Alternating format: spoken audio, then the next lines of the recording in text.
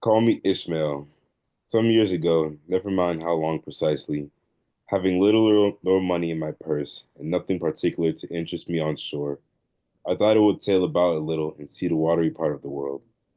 It is the way I have of driving off the spleen and regulating the circulation.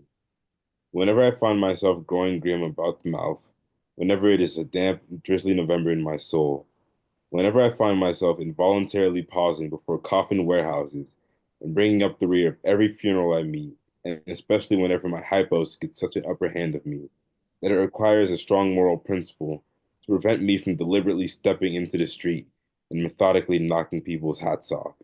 Then I count it high time to get to sea as soon as I can. This is my substitute for pistol and ball.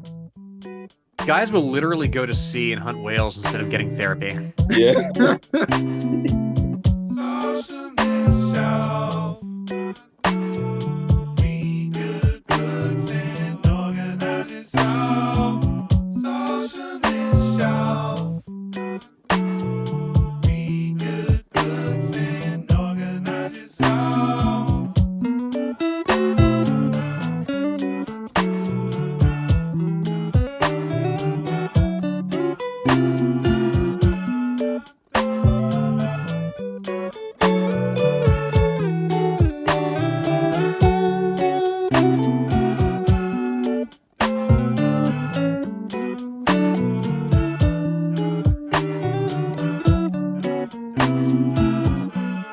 You're now listening to Socialist Shelf Radio. Welcome, good evening, morning, afternoon, wherever, if time still exists. I am Lenore here with Jacob. Welcome back to the Socialist Shelf. Heyo, we're here. And today's book is quite the tome. It was It's a short, it, actually, yeah, no, it for could it me. could have been like 500 pages more about taxonomy and whatnot. But yeah, it's a three-person job to be sure. And our third person today is the revolutionary, the educator, the organizer, Isaac. How you doing? I'm doing pretty good. Doing pretty good. Yeah, Isaac is so as y'all know, the mix of our guests are either like someone online that we like reach out to that's a writer or whatever, or just like somebody we know. And this is in the second category, but Isaac does write and stuff. We're gonna link his Substack is for sure in the show notes. But Isaac, I found out you like Moby Dick when I think it was like we were at like an organizing meeting and you like dropped the copy you had on you. And you were like, Yeah. I dropped Moby Dick. And I was like, what? And everybody was like kind of clowning, but I was like, wait a second, I think I might have found our Moby Dick guest right here. So you're into this book. You love this book, right? Yeah, I mean, like I read it so much, like the cover fell off. It's well annotated. Like it's, I don't know, it's fascinating. How two men's obsession with whales can be used to like summarize the whole human experience is like, it's impressive. And it's just, like so well written. I don't know, it's like such a joy to read. Yeah, yeah. Well, what was the first time you read it? Like, how long's it been? So like the first couple of times I tried to read it, I never finished it as much as I loved it, just because like it was so long and I started getting that anxiety of like, oh my God, I haven't finished the book in a while. Let me go read Yeah. something shorter. And so like I kind of struggled with that for like a few years. And then the night like I had it in my bag when like Ralph mentioned Ishmael, I was like 20 pages from finishing. I was like, I'm gonna finally get it this time. Hmm. Yeah, it's my journey, like just reading the book a bunch of times, or trying to read through it a bunch of times and never quite finishing it, and then like finally pushing through recently. Let's go. I always loved, I mean, obviously this is more about theory than it is about Moby Dick, but Fred Hampton said that like the guy who like has to read a book a bunch of times to understand it ends up understanding it better than the guy who like the academic who breezes through it in like a minute. Yeah, Now he was probably talking about like Marx or Fanon, but I the think same principle applies though. I think any book is really you read it for the second read. Like there's so much more you get out of rereading a book versus like the first time. I don't I think you really understand the book too really twice either. So I fear Yeah. not the man who's read 10,000 books once. I fear the man who's read one book 10,000 times. honestly, that One book 10,000 times, and it is Herman Melville with the Bible. Let's yeah. go. But I will say, one of the one of the reasons why I picked this Moby Dick was just the Blood Meridian connection, especially with mm, like, the White Whale and the Judge. So like it was like through the Blood Meridian rabbit hole that I ended up on this, and like that connection with the Bible, like Cormac McCarthy too, being like uh heavily influenced by the Bible, and same thing with Melville. Like even I love to read the Bible. Like Oh yeah. yeah, it's a great source of inspiration. Like very fascinating book, honestly, and I think it's had a lot of influence on the way I write. Like So did it one did on Melville for sure too. I mean, um, yeah, when I first read this book, it would have been I probably was in like 10th grade or something like that. I was like early high school because I it wasn't assigned in school, but we read some chapters of it in school and I was like, I'm gonna go through this thing. And I just kind of read it a little bit at a time and like some of it in audiobook form. I definitely absorbed like 25% of it. So I reread it again last week ahead of this. And I really I liked it well enough the first time as a 10th grader, but I really dug it this time. Lenore, what about you? I think this was your first read of it, wasn't it? Literally my first read. Like the only thing I know about it was like I used to read this comic strip called Foxtrot where a character tries to read Moby Dick and write a book report on it the morning it is due. Oh my God. And yeah, our experience has as our experience has shown us that is patently impossible. What happens to the character? Uh, it's unclear. It's unclear. He goes to school and then like he's still in school because you know the status quo of the comic strip. I see. But Well, he keeps failing because he keeps trying to read Moby Dick. Day of. Can't do well, that. and the joke is that his dad's like, "Hey, I ever tell you how I did my dissertation in one night?" So, you know, it comes from somewhere. Fair enough.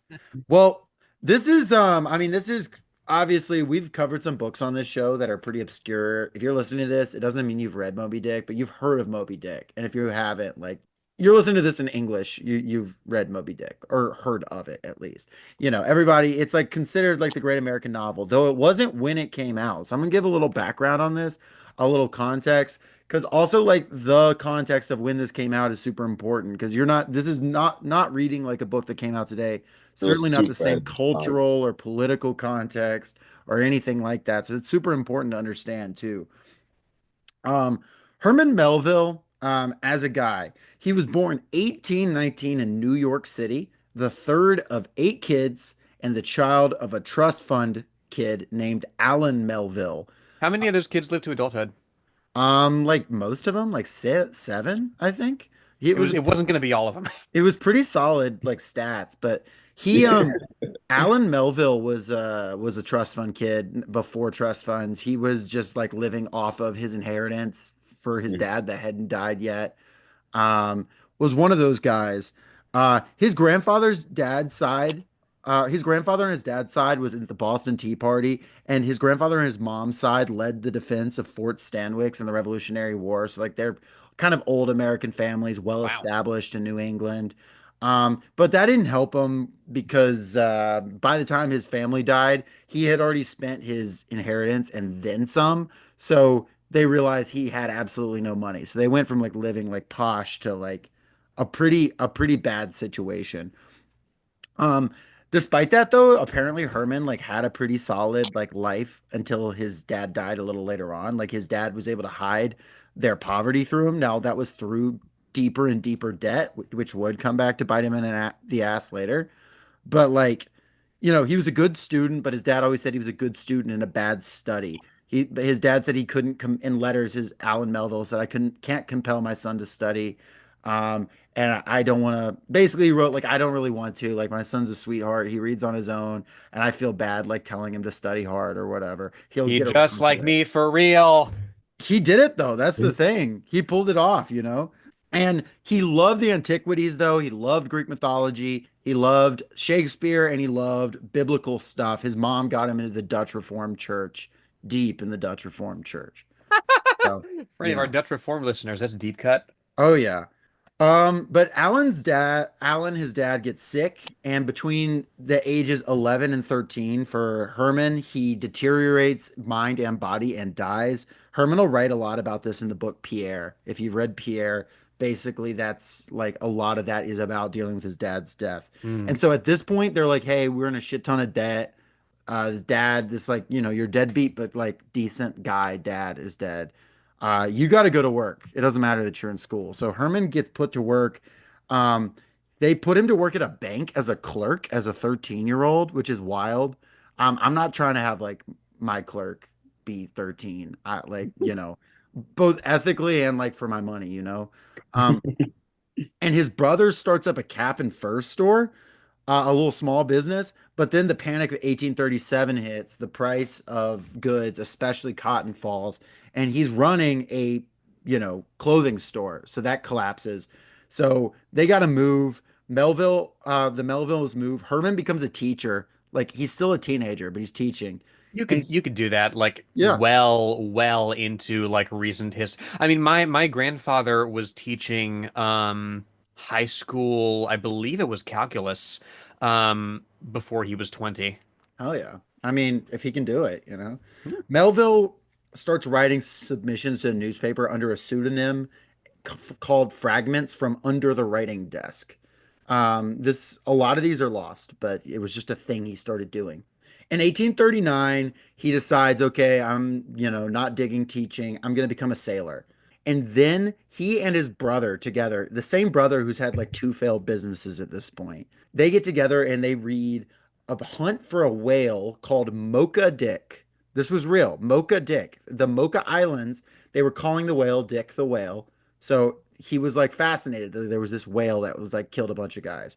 So he said for some reason, because there was a whale killing a bunch of guys, he wanted to become a whaler, which is like not intuitive for me. I gotta be honest. He joins a whaling ship as a green hand for 1/175th of the profits. They talk about that in this book. I think Ishmael gets less than that, like 1/300th or some shit. Something. And initially Ishmael it's gets like one in this. initially it's like a 777th, and then he They gets got bumped up. negotiated up. Yeah. He spends a few years of that and learns a lot about it. Then for a few months, he's like a beachcomber in Tahiti. He like manages to work a ship over to Hawaii. He's in Hawaii as a clerk for a few years. Then he realizes I got to get home somehow, and he has no way of getting home because it's Hawaii in 1843. It's not like you can get on a plane, you know. So he joins the U.S. Navy so he can get a ride back to New England, which is fucking hilarious. It's just an unserious time in a lot of ways, to be honest. Yeah. You could do anything. You could be a bank clerk at 13. You could join the Navy for a ride. And you could die of like typhus at like 9. 1845, he Yeah. publishes Typee, A Peep at Polynesian Life, which is just pure like bullshit for the most part about his travels, like and what it's like to live in like Polynesian islands and their culture. And it's not true. Like most of it is completely fabricated, but it sells remarkably well because he has all this life experience. At this point, he's only 26 years old still. He's done a lot. He then writes Omu, which comes out 2 years later. Both sell pretty well, and then they get endorsed by Nathaniel Hawthorne, the author, and they are like launched to success. 1847, he marries Elizabeth Knapp Shaw, daughter of his mentor, Judge Shaw. She was deeply interested in him never experiencing a moment of unpleasantness in his life, so he could study relentlessly. So all his books are like, especially this one, are so meticulously studied because he felt like his wife was taking care of every little detail of his life. He had to like be perfect, like meticulous, all that stuff, so he could like do his thing the best of his ability. So, was their arrangement. From 1848 to 1850, he writes Marty, Reburn, and White Jacket back to back to back, all books. And by 1850, he's already written half of Moby Dick from like a series of conversations, the writings of Thomas Carlyle, his experience whaling, and meeting with Nathaniel Hawthorne and reading his short stories and talking.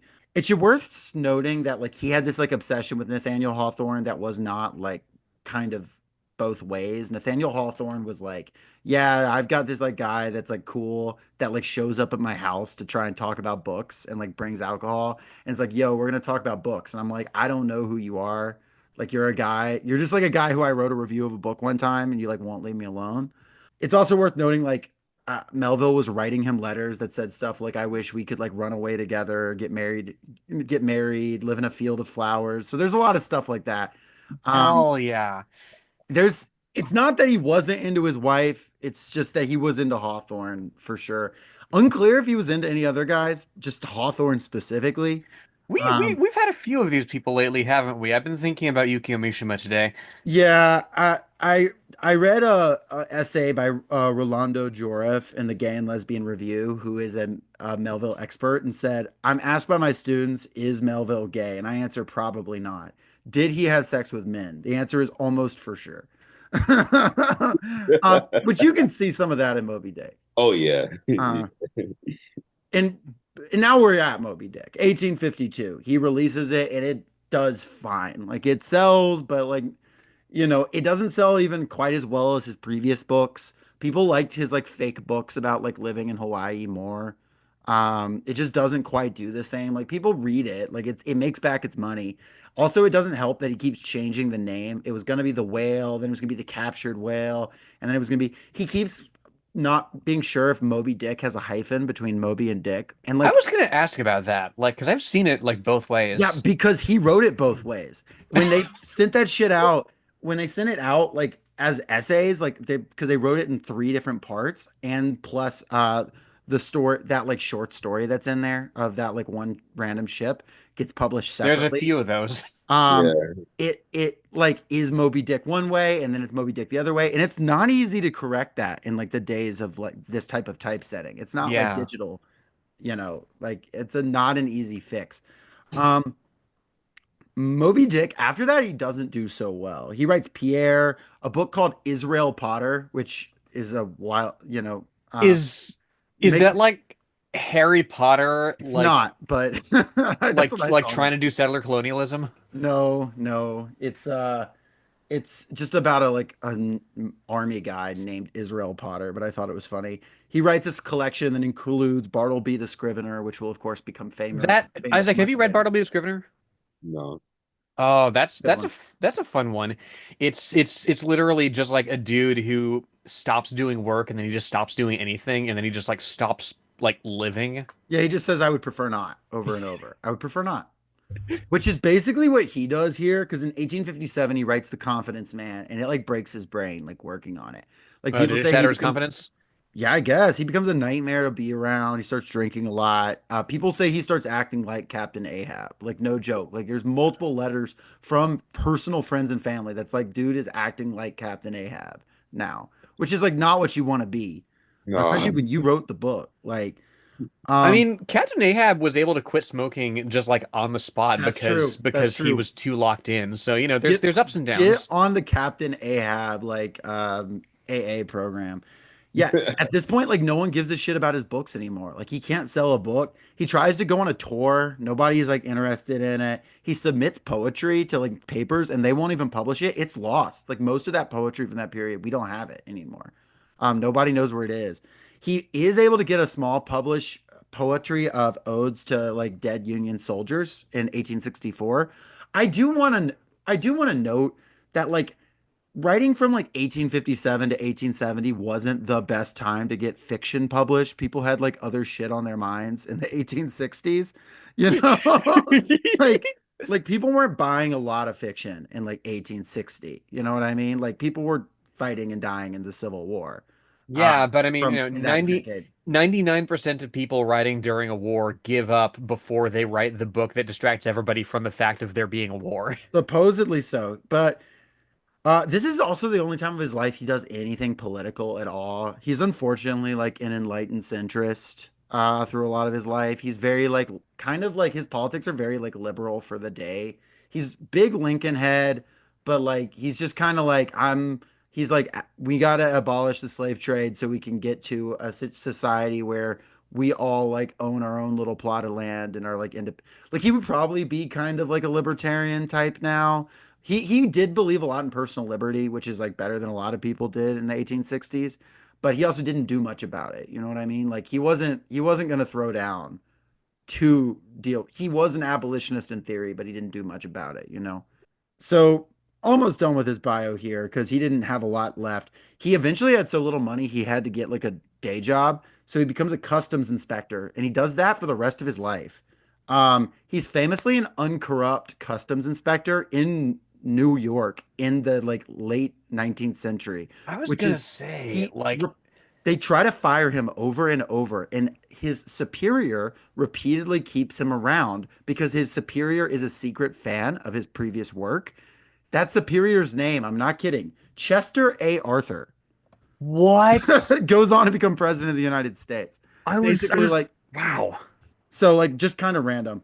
Anyway, he drinks even heavier. He gets crazier. His eldest son kills himself. It's a really bad time. He at this point he publishes Clairol, a poem and pilgrimage, which is a 17,000 line poem. Um, and it only gets published because his father-in-law tells the publisher, "I'll buy 300 copies if you like publish this for my son-in-law. Like he needs this." And like, yeah, he dies in 1891, like just very little success at all. No one's reading his shit. And immediately when he dies, Times and the Times publishes a thing saying, Herman Melville, we used to love his work. Why did we forget about it? And he has this massive resurgence in popularity, like months after he dies. So his estate makes a ton of money and stuff. But it's like really like tragic, to be honest, because like everybody loves him all of a sudden. They find a novella he had written like under his bed called Billy Budd, and that sells like crazy. There's a movie of that that was like big later on. And then in the 19 like 17 and 1920s, Carl Van Doren and D.H. Lawrence basically write these essays about Moby Dick, saying like this is the most slept on novel of the last 100 years. Carl Van Doren uses the term great American novel, which is like one of the earliest, maybe the earliest usage of that term to Hmm. describe Moby Dick. And then a 1926 movie called The Sea Beast based on it comes out, a silent picture based on Moby Dick. And it's like launched. And like from then on, it's like canon. Like it's like one of the books. Like now you've got like, Bob Dylan getting his Lifetime Achievement Award saying like I want to thank Herman Melville for writing Moby Dick. You've got like Wow. movie written by Ray Bradbury about it. You've got it in it's a staple in classrooms. I mean, everybody knows Moby Dick. And obviously Captain Ahab is a character. So that's the background. It's honestly like a kind of, I mean, like some of it's sad, some of it's like he had a good run there, but like his like success really ended with Moby Dick. And like Hmm. not even like he made a little money on Moby Dick, and that was like the last thing he was able to make money on. And then he like worked a dead end job. It's like, I don't know. There is something like, but there is something like Melville-esque about how he like lived and died too. Like it seems like a character he would write about is like what he became. Anyway, I just Hmm. yapped for a second there, but I wanted to give that like bio. What are y'all thinking? What's the reaction? Y'all know much? Did y'all know much about his life before I went over all this? I knew that like he didn't have a lot of success, or at least Moby Dick specifically didn't have a lot of success until after he died. It's yeah, that's tragic. Yeah.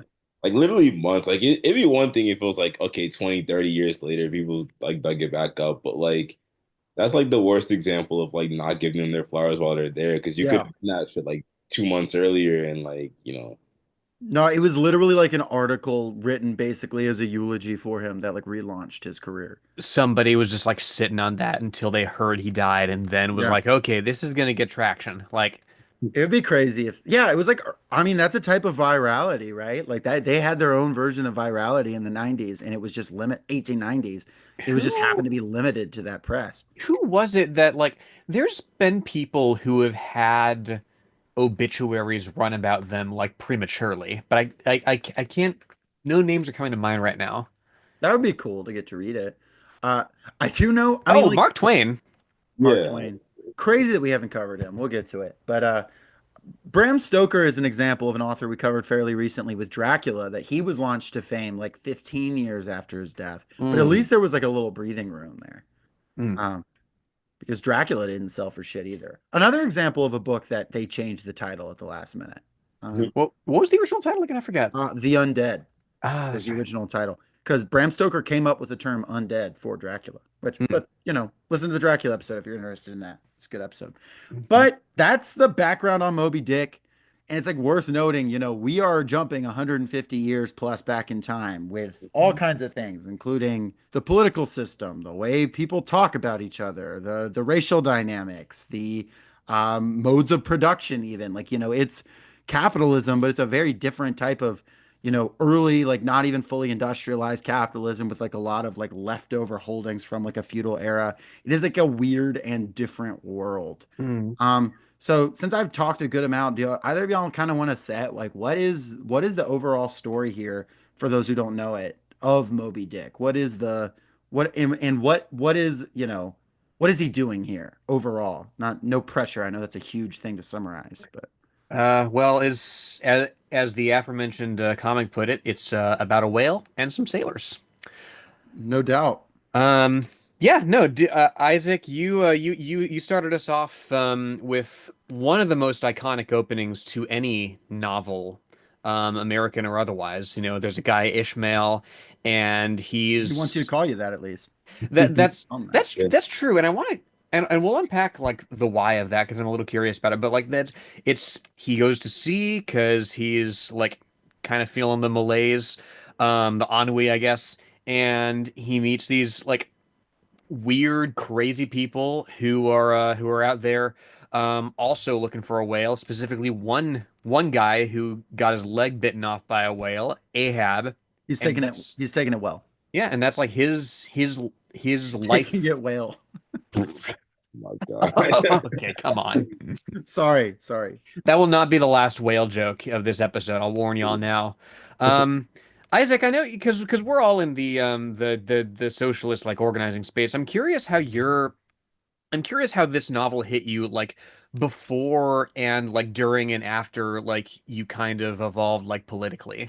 I would say I like consider myself a socialist, like firmly consider myself a socialist the first time I read this book. So I guess Mm. I'd had mostly the same politics pretty much the whole time. It's just a matter of like actually doing something versus like just being on the internet. On the political end, one of the things that I actually really love about this book is just how like it's anti-racist, at least for like the 1850s. Like I just Mm. was not expecting that at all. There's like I find this passage hilarious. He says, so full of this reeling scene were we, as we stood by the plunging bowsprit, that for some time we did not notice the jeering glances of the passengers, a lubber-like assembly who marveled that two fellow beings should be so companionable, as though a white man were anything more dignified than a whitewashed Negro. For the 1850s, yeah. It's like, wow. And there's just Yeah. like a lot of moments where he's talking about specifically with Queequeg, just like there's no real difference between like a Protestant and a cannibal or whatever. It's like, we're all just people at the end of the day. Mm. Stressing them. Yeah, Queequeg is, by the way, yeah, it's worth noting. Just if there's only a few principal characters here, you Mhm. have Ishmael, our titular guy, and our main guy, and you have Queequeg, who is, he's from a fake island. It's not a real island, but it's like, presumably some Polynesian island. And if I were to write fan fiction about them, pairing them romantically, I would call that pairing Quishmail. I mean, you barely have to write fan fiction because it does the like there was only one Yeah. bed thing, like in this They, book. they he straight up says we were married at one point. Like, Yeah. Mm. They're cuddly as hell in this. They're throwing legs yeah, over each other and shit. That's like a whole part.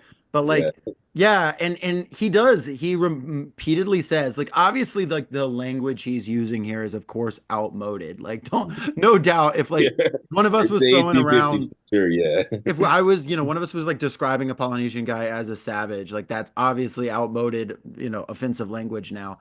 But using the language of the day, he is repeatedly like showing Queequeg, first of all, to be just like a better guy than like 99% of the people around there.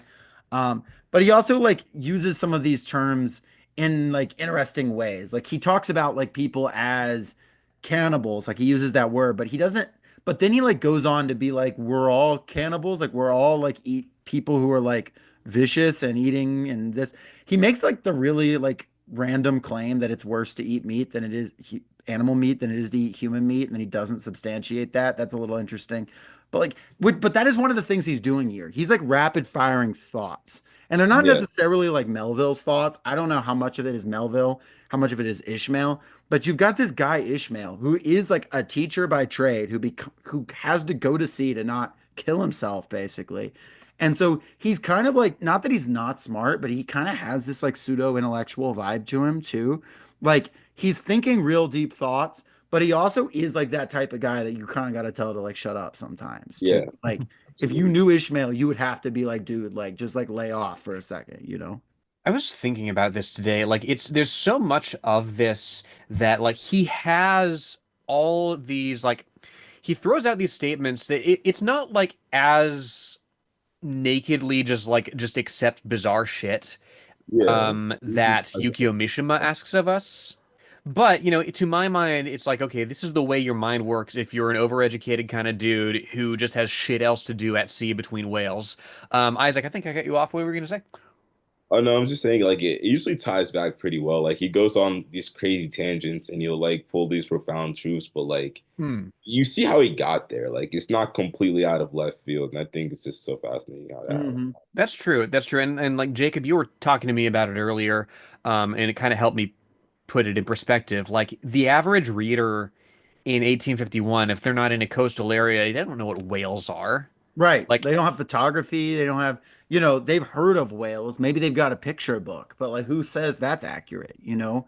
I Hmm. think it's also important that in this period, the reason his travelogue sold so well is people are getting curious about what like life looks like beyond their borders, right? They're hyper aware now that there's this entire world, right? Like capitalist development is happening and it's making a world where people can travel all over and there are international economies and corporations, but it's still like early. You know, you're not picking up a phone. You're not even like necessarily got access to a telegraph, but you are like getting there. So there's all this fascination for books about like what it's like across the sea.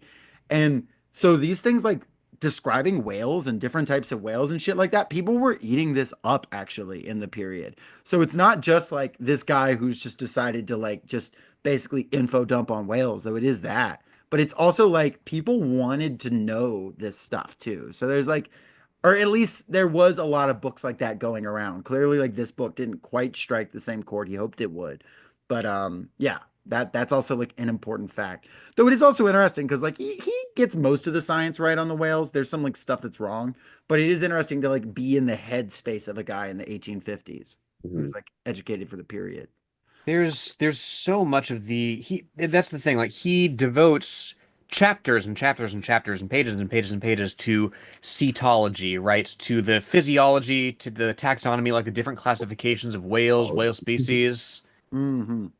So I would say, like, before we get into any more specifics, just to give the overview for those who don't know, they're gonna get him and Queequeg are gonna get on a boat.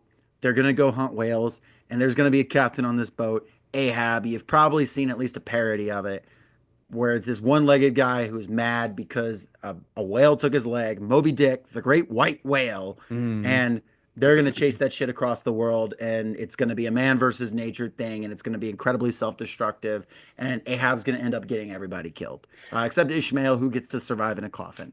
That's the overall plot. And I like was from the thinking as beginning, well. he's throwing out like, oh, and that guy's doomed, and that guy's doomed, and oh, poor Queequeg until his final day. Like you know, and you also know Ishmael's gonna live just because he's telling you the story. So Hmm. like it's not even that much of it's not that shocking when it happens. Like the doom is kind of baked into the story.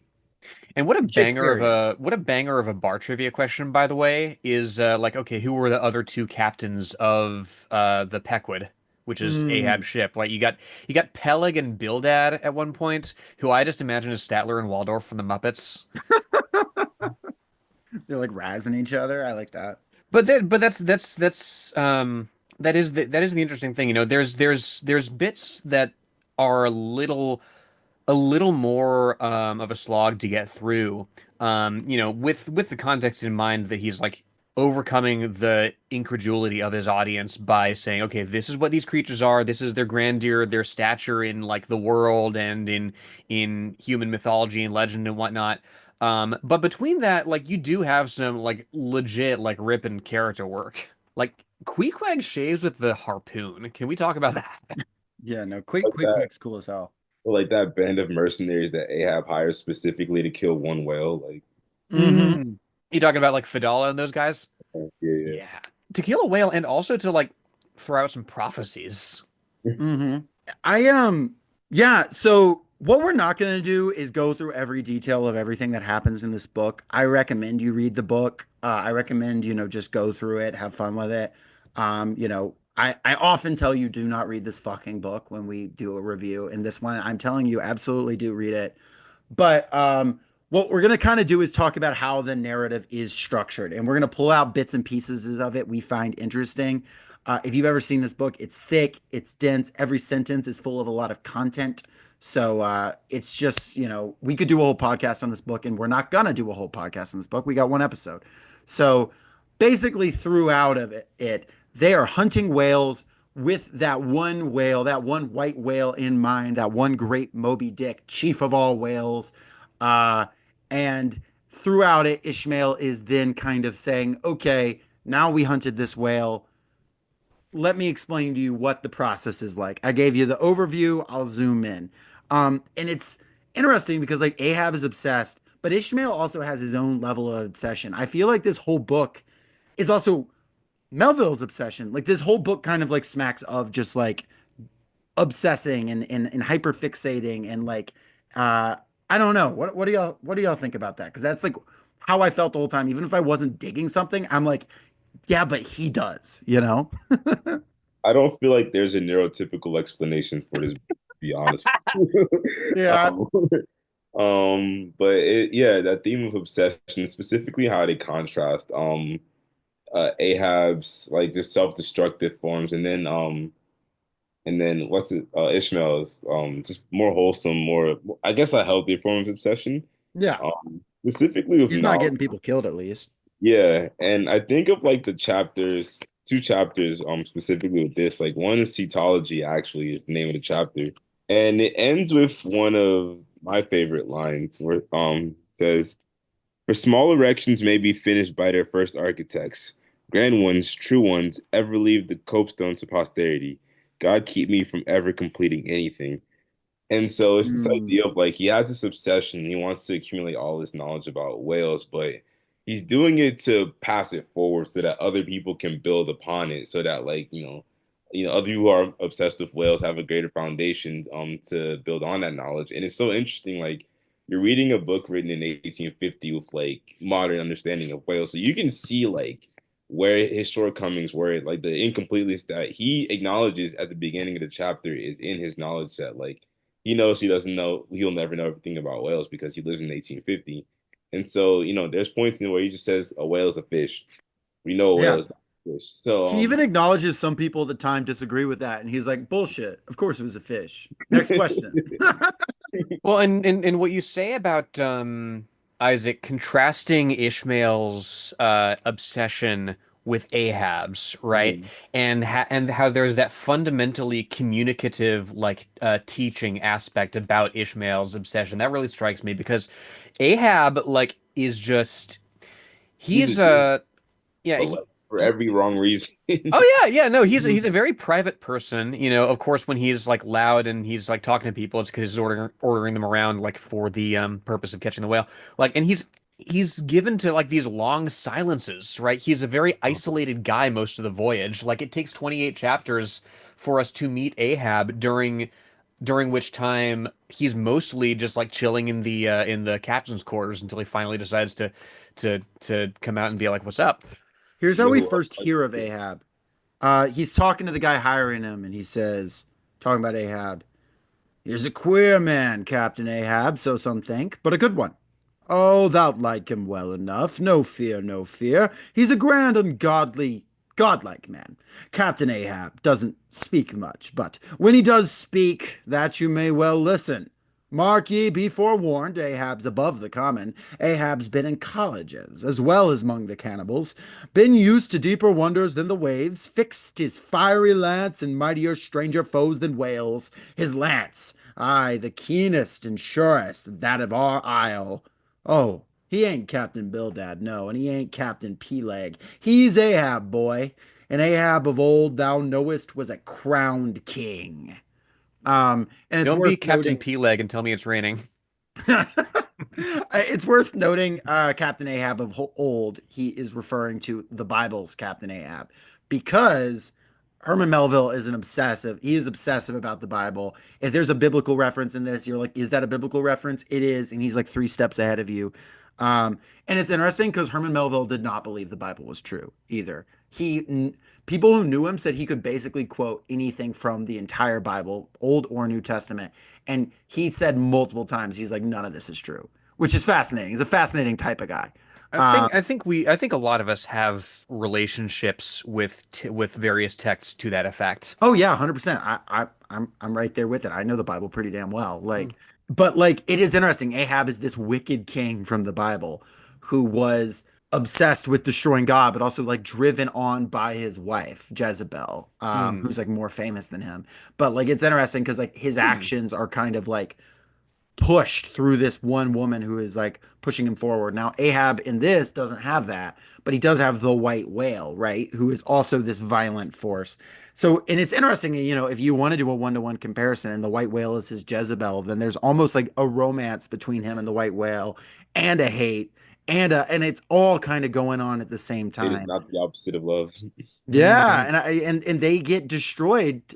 In the Bible, Ahab and Jezebel are destroyed around the same time, and so it is with Ahab and the white whale in this book. Like they are, you know, if we want to be socialist about it, there's like a dialectic almost, and there's got to be a fucking synthesis of these two. And Mhm. sometimes Mao said once, sometimes a synthesis is just everything being destroyed. He said it better than that, but that is what we've got going. That is the synthesis of this dialectic is everything's getting wrecked except Ishmael because he's lucky as hell.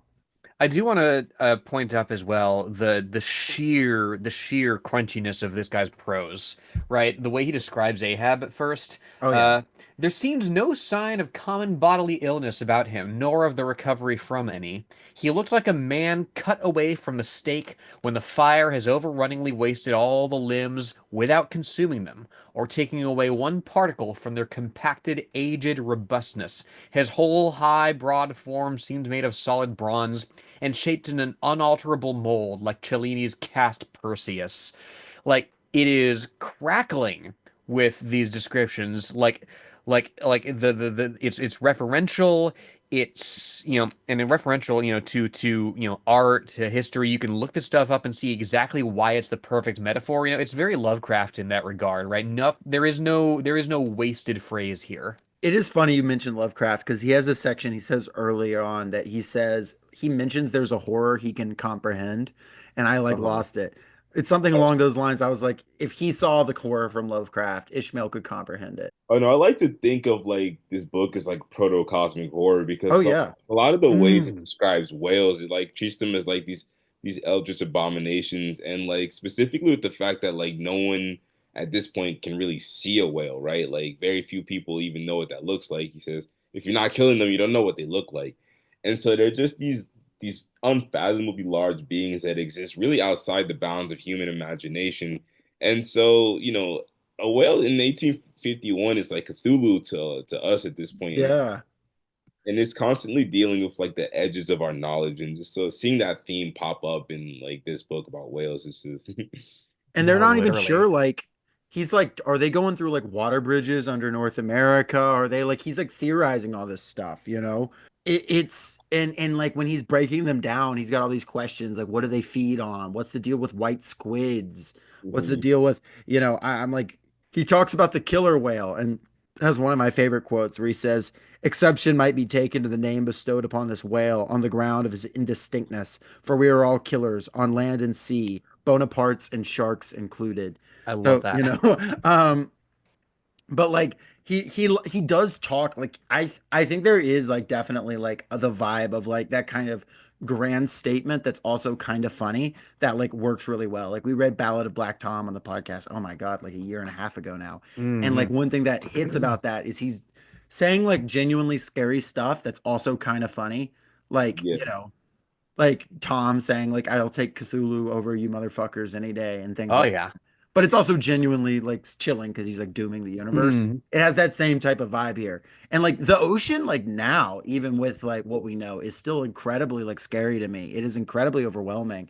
And I mean, he says it here. He goes, Noah's flood never ended. Two-thirds of the earth is still engulfed in it, Like yeah. we have to like we're actually in the minority of what like life is on land. There is like I've been swimming in the ocean before, like in the like shallow parts of the ocean, of course, and like You met Moby Dick. I have, yeah, he's right here. He's coming on the pod. No, so but Ahab but would be so mad if Moby Dick was on the pod before he was. but like the oh no, he's coming on next week to discuss Harry Potter. Anyway, Okay. but the fucking like the bit like where the continental shelf like drops off and there's fucking nothing Oh is God, yeah. one of the scariest things I have ever seen. A. Hmm.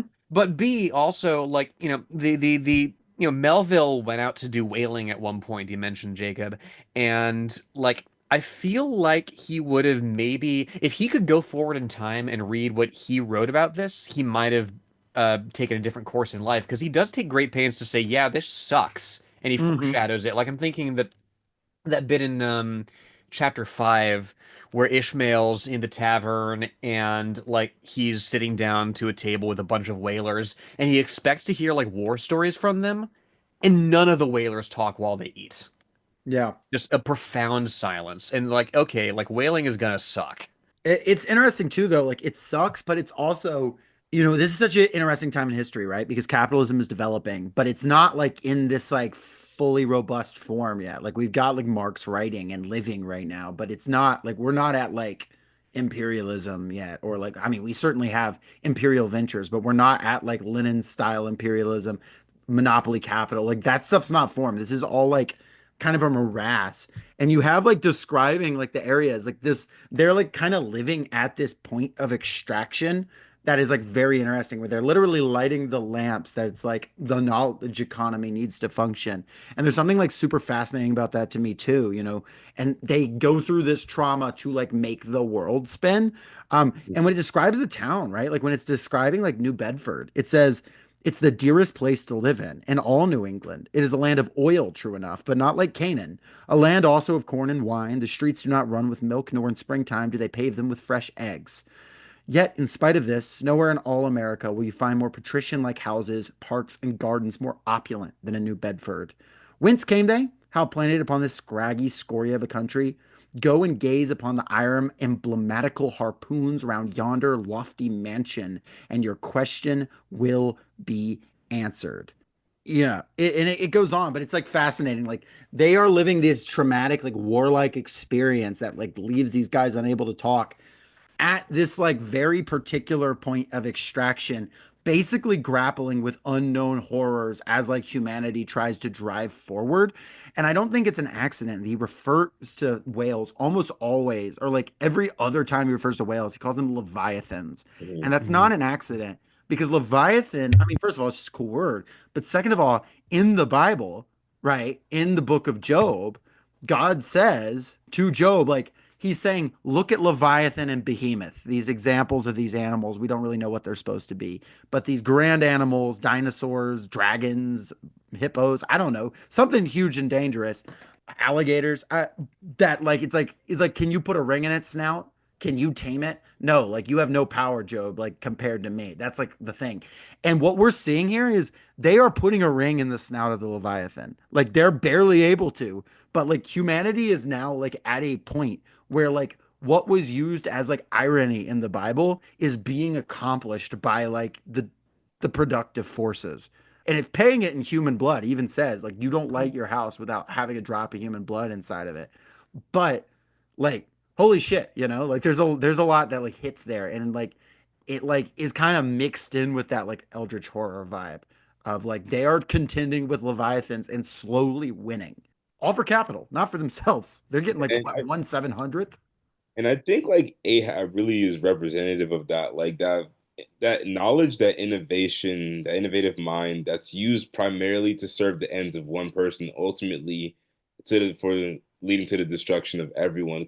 Again, contrasting to the way Ishmael approaches knowledge, where he like seeks to like distribute it out to for everyone, and yeah, Ahab just wants to like keeps it to himself and like ultimately gets everyone killed because of it. And I mean, this is getting ahead of course, but like there are so many points where they could just turn back and do something Mhm. different, and he's like, no, no, we've come too far. Yeah, Well, he's insane. won over the people too, because he's offered them a doubloon. He's offered them a doubloon that's just sitting around. Like, if you spot this white whale and we kill it, you get this doubloon. And when people look at it, it's interesting. They all see like different things in it. Like they have like their own kind of visions of it. Like one of them is like got an elaborate astrological vision. There's like all this different stuff. And it is like literally this gold that they say they took from Latin America. I don't know. It's this gold stolen from Latin America that is now being used to like get these poor workers to like go after this one guy's monomaniacal mission that's like suicidal. And they're like staring at it like it's like a religious thing. Like there's a lot going on there. Well, and like there's certainly that mystique that carries you out that way, coupled with the I mean, he uses the train spotting metaphor late in the book, like, oh, just like men who like look at their stopwatches and can predict when this train will pull into the station, right? They're doing this stuff partly because that's what they know and it makes sense only to them. But also, yeah, there's absolutely this mystique about this crazy guy who does this crazy thing, and you want to see it through to the end. But like, there is a limit to that, right? Eventually, they're like, "Look, I've seen doubloons before. I could go out and get like a bunch of them." Be doubloon maxing. If you're not, what are you doing? It would like legit like I would be curious. Like, I don't have a doubloon. Yeah, I mean, like doubloon does sound pretty cool. I'm not Mm. gonna lie. How much was the doubloon worth compared to in like modern dollars? They're like I looked into that. That was like serious money. Like that was because it was like I mean like not it's serious money, but like for like a bonus. Like if you got like a bonus at work that was like $10,000 or something like that, like he's offering you like a serious chunk of change right here. I my mean, life for 10 bands. Mm. yeah, I mean like, but these guys are already risking their life, Yeah, like these guys are probably not the type that are like, bringing in, he even says, he's like, I'm mostly on this voyage and I'm gonna like make room and board. And then like maybe I'll be able to pay for the clothes that I like got on credit. Imagine like Mr. Beast being like, "I put 30 guys on a ship. Can they survive and kill a whale and they can win $1 million each?" it's such That's a powerful probably, global economy. I hate to say it, but that's probably his next thing. It's like Mr. Beast like makes people wail with like old spears and shit. Mr. Beast with like one leg going from hell's heart I stab at thee. Oh my God. Yeah, he's doing the Mr. Beast face, like pointing at like a fucking whirlpool. Yeah. If we didn't have episode art already, that would be the episode art. But Just like the Mr. Beast like Wojak like pointing, yeah. Um before we get away, because that's the most eldritch horror of all. Before we get away from it, that like concept, not that we ever really get away from it. There's a whole chapter called "The Whiteness of the Whale" that's Mhm. so interesting to me because, like, it being a white whale is not kind of it's like that's like its distinctive feature. It's an albino whale. But he's talking about like Ishmael's like, why is that scary, right? Like white things are often considered, snow or like robes or whatever. There's all kinds of things that are like considered pure. But then he has this whole bit where he's like, I don't know, like there's unsettling shit too. And I can't read all of it, but he has this one part where he says, is it that, in essence, whiteness is not so much a color as the visible absence of color, and at the same time the concrete of all colors? It is for these reasons that there is such a dumb blankness, full of meaning, in a wide landscape of snows, a colorless, all color of atheism from which we shrink. And when we consider that other theory of the natural philosophers, that all other earthly hues, every stately or lovely emblazoning, the sweet tinges of sunset skies and woods, yea, and the gilded velvets of butterflies and the butterfly cheeks of young girls, all these are but subtile deceits, not actually inherent in substances, but only laid on from without, so that all deified nature absolutely paints like the harlot, whose allurements cover nothing but the charnel house within. And when we proceed further and consider the mystical cosmetic which produces every one of her hues, the great principle of light forever remains white or colorless in itself, and if operating without medium upon matter, would touch all objects, even tulips and roses, with its own black tinge. Pondering all this, the palsied universe lies before us a leper, and like Wilford travelers in Lapland who refuse to wear colored and coloring glasses upon their eyes, so the wretched infidel gazes himself blind at the monumental white shroud that wraps all prospect around them. And of all these things, the albino whale was the symbol. Wonder ye then at the fiery hurt. So yeah, like, and obviously he's like doing a lot here. This is like also again, this is an example of like Ishmael. If you like knew him at a party, you're like, okay, you gotta like lay off, bro. Yeah. Like, sit down. It's okay. It's also interesting because he's kind of showing his hand the metaphor of the book too, right? Like the whale doesn't have to be a whale. It can be a lot of things. It can be any obsession. It can be nature. It can be money. It can be yourself. It can be whatever. Like the whale is what you project onto the whale, right? The Ahab has it in his head that the whale is like a dark god that like personally hates him and like whatever, and not just like an animal that bit his leg off because he was attacking it, a particularly dangerous animal, but an animal nonetheless. I think it's very interesting that he like talks about the blinkness here. Also, the theory of white light in 1850 was like a very new one. So like that's pretty cool that he was like how white light works, and he was like a theory that's been thrown out recently, and it like turns out to be the correct one. So that's kind of cool. That like in this book he's like, because like white light is, yeah, all colors do like come through refracted white light. That is Oh correct. yeah. Yeah, no, I mean, and there are moments, I joke about how like he stops to be like, now, like I'm gonna explain several things, but hey man, I read fucking Victor Hugo, like I should be used to that. But like you really want to, I mean, what you read of his prose here, like you really just want to follow it through to the end and see where he goes because he is building something out of this. He is cooking here. And you really have to respect the audacity with which he just like throws all this stuff out. Like in that same chapter, Jacob, like there is a footnote that begins, I remember the first albatross I ever saw, and it takes up half the page. It's so cool. He does whatever he wants. If he wants to turn it into a play, he's gonna turn the next 5 chapters into a play. And like, if you don't like it, okay, you'll be fine. Get through it. If you don't like that this is gonna be a poem for no reason, like he's just it feels very modern, like not the whole thing, but there are parts of it that can feel very modern in a way that he's playing with form in a way that wasn't particularly standard at the time either. Like, this kind of thing became popular in novels in like the 1990s, like mixed form novels, but you don't see a lot of mixed form novels in like the 1850s. That was like really, really unique. The fact that one of those forms is an encyclopedia on top of that, like Yeah, not to mention. More encyclopedias should be written this way. honestly. Yeah, trick somebody into learning.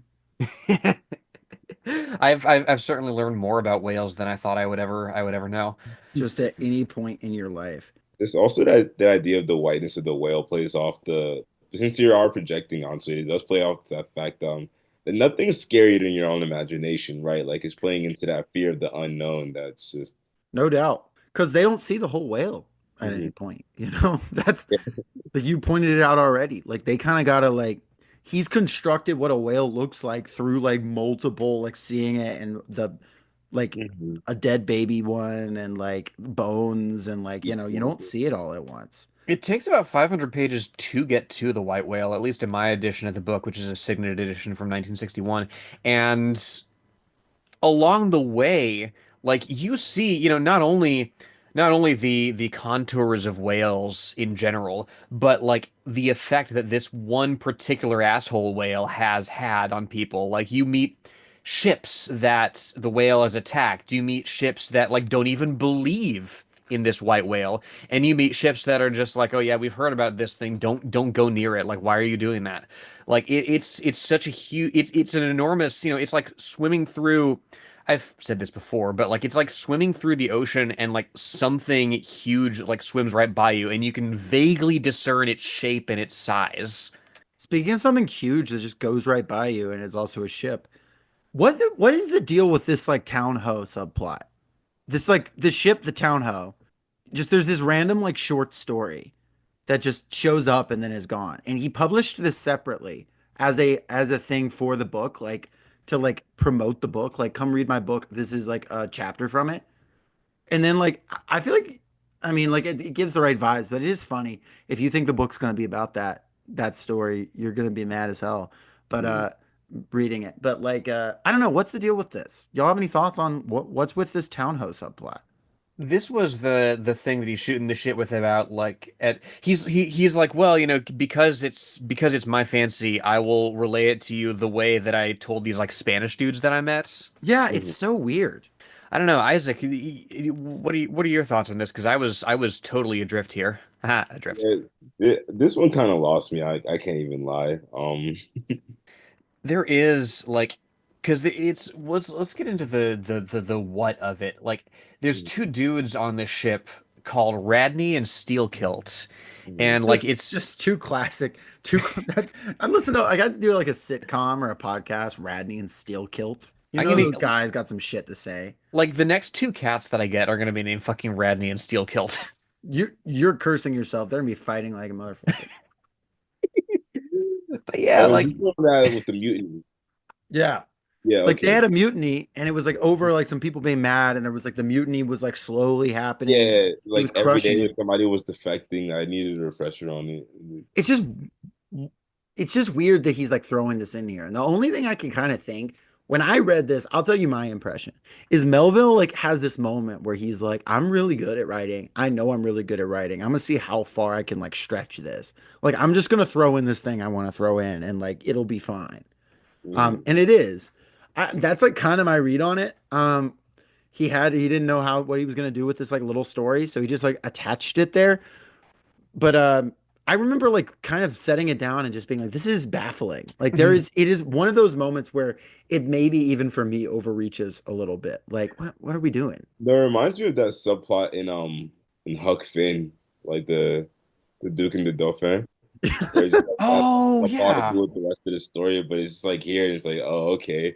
But like you just kind of, especially in this, you just kind of I kind of just accepted it for what it was. Like, I'm reading a book about two men's hybridizations with whales. Like, it's already Sure. broken every bound that like I had coming in. Like you said, it Mhm. was a play at various points. So it's like, it's like, oh, this is some weird shit, but it's like, I don't know, the whole book is kind of weird shit. So Mm. I do like that in the like telling of it, he's in the future telling some Spaniards, and they're like, dude, you're the best guy at telling stories I've ever met in my entire life, Ishmael. Get this guy a drink.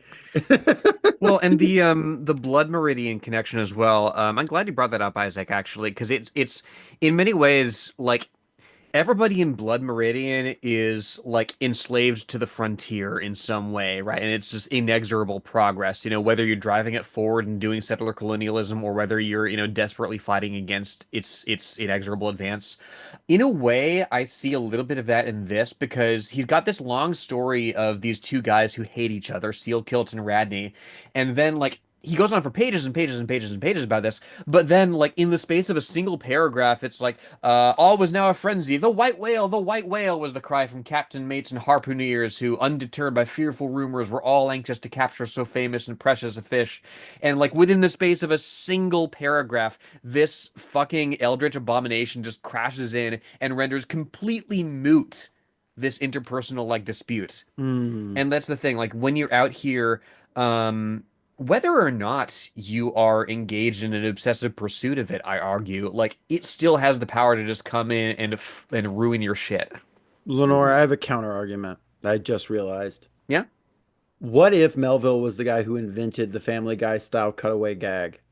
yeah, Lois, this is just like that time that Radney and Steelkilt were fighting. Hey, at one point, they call Queequeg Quahog because they can't tell his name. That's right. It's right there. Family Guy. There's like 30 seasons of Family Guy. They probably do have a Moby Dick episode. I'm not going they back and have looking. to. They have to have I'm not going back and looking. I'm sure somebody's gonna like email me and like it's this episode. I'll believe you because I'm not checking. Peter, the whale's back. one.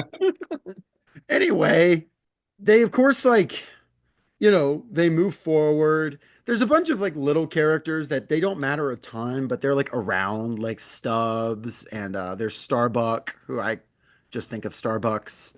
You know, there's this, he matters more later, but there's this kid Pip who's on the ship who almost drowns and he like basically sees like God in the ocean and like he comes back and his brain's like wrecked. And he's just like spouting prophecies and stuff like that. It reminds me a little bit of that, like that guy that they mention in The Long Walk, who gets like drowned and then is like brain damaged for the rest of his days. But I do love all these like minor characters that he introduces, though not even minor in Starbucks' case. I argue that like he plays a fairly significant role. Um, but like Stubb is chill and he smokes like a chimney. Like Flask is twitchy and he hates whales. Like one of the harpooneers, Tashtigo of Gayhead, right? He's the best hunter in Martha's Vineyard. Like he kind of reminds me of the way he's described of Mani from Brother. Have you all seen Brotherhood of the Wolf? No. It's this dude who is like the gardener to the King of France and his Iroquois sidekick who is like the greatest hand-to-hand fighter in the world and they're pursuing. Gardner? Yeah, and they're pursuing this like werewolf in southern France, the Beast of Gévaudan. He reminds me a little bit of the Iroquois sidekick. Everybody has their own kind of thing, and you see in this the DNA of like so many other like films and books where it's like, yeah, here's a ragtag band of people. Your Fellowship of the Ring, your Guardians of the Galaxy, your All Guardsmen Party. If you've read like Warhammer 40K stuff, Yeah, you've it, got a lot of just kind of characters that show up. You've what is his name? Dagu? That just guy is like 7 feet tall. Yeah. It's there's one point it kind of introduces, and I don't know. I think Melville's being conscious of the irony here, but it talks about how the I found this interesting. The harpooners are Queequeg, Tashtego, and Dagu, and Hmm. they are all non-Americans. They're or at least not white Americans. There's Native American, there's a Polynesian guy, and there's a black man.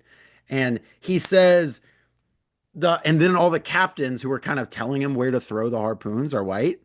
And he like makes the point. He was like, he says this is common for like American brains and like the muscle of the rest of the world or something like that.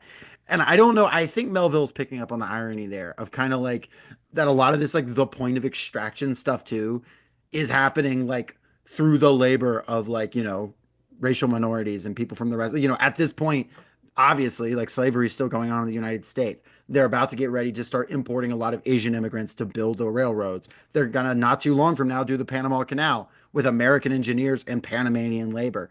That kind of it's like that kind of thing is like very present here. So like these guys who are the hardest workers, who are the harpooners, who are whatever, who aren't the captains, right? It is interesting like that those guys are the ones who are described in quotations as like savages or whatever. Whereas the captains like Starbucks or whatever are just like competent, but they're kind of telling you where to throw the spear for the most part. Hmm. Same Hmm. with Ahab. Ahab doesn't work for shit most of the time. That's also like notable. Like Ahab's supposed to be like this genius, but like aside from I mean he's good at whaling when he needs to, but Ahab spends like a lot of time just like getting in everybody's way. Which I mean, well, and nationalize the ship is all I'm I, saying. well, I was gonna Make say it like co-op. so much of what he does, it seems, is like dreaming up like he's just cooking ways to be like dramatic, right? Like he has he has the bit toward the end where he like forges the harpoon that he's gonna use to kill the Hmm. white whale, and he tempers it like in the blood of his harpooneers. Like you don't need to fucking do that. Like, but in the sense of It like is yeah, cool. It it is is sick to cool, have yeah. 12 and they're like lightning forged. Mm, Like he is like farming stats there. He's like got plus 10. He's hmm. bringing in fucking, yeah, all that shit. But like it's what you say about nationalize the ship I think is hits at something here that really jumped out at me, which is that like yeah, in its within this paradigm of yeah, marginalized people are like at are like forced to the front lines of these things, right? Within this paradigm, within this environment, as we alluded to earlier, it's a remarkably like I don't want to say colorblind, but like it's a fairly meritocratic environment that we see here. People have their prejudices, people have their terminology that they use certainly, but they respect each other as whalers, right? And indeed, Queequeg is one of the highest paid people on the ship because he's able to hit a single spot of tar with a harpoon. There is a really vicious part where I think it's Stubbs is really bad to the black cook. That Mm, part is pretty brutal, but it's not yeah. supposed to be good, of course. But like he's like screaming at this like 90-year-old man who's apparently 90 years old on this ship, like that he needs to cook better. So like those like prejudices are like carried onto the ship, but it Mm. is like a more like when you're on the ship, you got to make it happen. No matter who the guy next to you is. Well, and again, like it's that weird like it's that weird sort of pride that that you get like if you're a whaler versus if you're it's the same sort of instinct to my mind that people are like, oh well, baristas are like not proletariat, and it's like fuck off. Barista, Karl Marx was talking about baristas primarily.